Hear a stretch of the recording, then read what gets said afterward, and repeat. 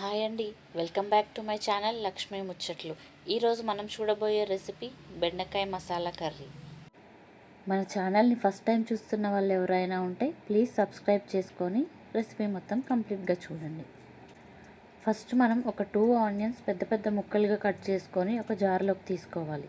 దాంట్లోనే కొంచెం అల్లం, ఒక 5-6 వెల్లిపాయలు తీసుకొని కచ్చా పక్కాగా మిక్సీ చేసుకొని పక్కన ఉంచుకోవాలి. ఇప్పుడు ఒక కడాయి తీసుకొని దాంట్లో కొంచెం ఆయిల్ వేసుకొని మనం ముందుగా కట్ చేసి పెట్టుకున్న ఒక 1/2 కేజీ బెండకాయలు వేసుకొని వేయించుకోవాలి. బెండకాయలు మనం ఎప్పుడు కట్ చేసుకునే చిన్న సైజులో కాకుండా కొంచెం పెద్ద సైజులో కట్ చేసుకోవాలి. ఇలా వేగిన తర్వాత బెండకాయలు తీసుకొని పక్కన ఉంచుకుందాం. ఇప్పుడు అదే కడాయిలో కొంచెం ఆయిల్ వేసుకొని ఆ ఆయిల్ హీట్ అయ్యాక మనం ముందుగా గ్రైండ్ చేసి పెట్టుకున్న ఆనియన్ పేస్ట్ వేసుకొని వేయించుకోవాలి.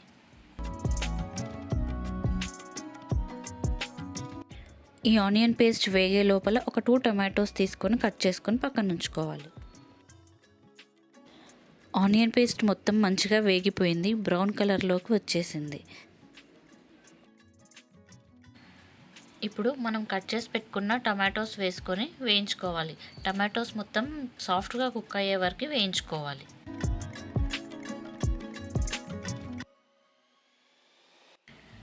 కర్రీలో ఆ లైట్ ఎల్లోయిష్ కలర్ ఏంటా అని చూస్తున్నారా?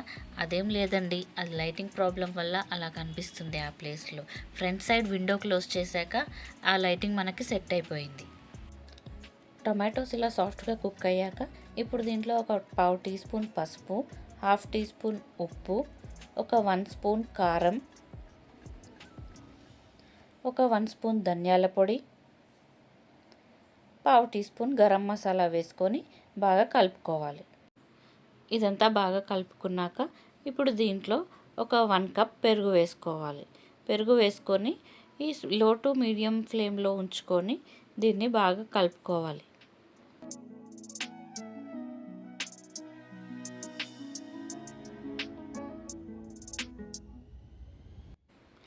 బాగా కలుపుకున్నాక మూత పెట్టుకొని ఒక 5 మినిట్స్ ఉడికించుకుంటే ఆయిల్ మొత్తం సపరేట్ అయిపోతుంది.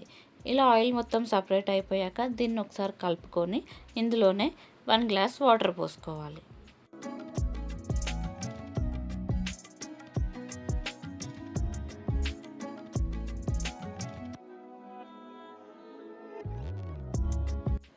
వాటర్ వేసుకున్నాక ఈ గ్రేవీ బాగా బాయిల్ అయ్యేటప్పుడు ఇందులో కరివేపాకు వేసుకోవాలి. కరివేపాకు వేసాక మనం ముందుగా వేయించి పెట్టుకున్న బెండకాయ ముక్కలు ఈ గ్రేవీలో వేసుకోవాలి. బెండకాయ ముక్కలు వేసుకున్నాక ఒక 5 మినిట్స్ ఉడికించుకుంటే అంతేనండి, మన బెండకాయ మసాలా కర్రీ రెడీ. ఈ కర్రీ రైస్తో, చపాతీతో చాలా టేస్టీగా ఉంటుంది. తప్పకుండా ట్రై చేసి కామెంట్ చేయండి. అంతేనండి మన ఇవాల్టి వీడియో. ఈ వీడియో కనుక మీకు నచ్చితే please like, share and subscribe to my channel Lakshmi ముచ్చట్లు.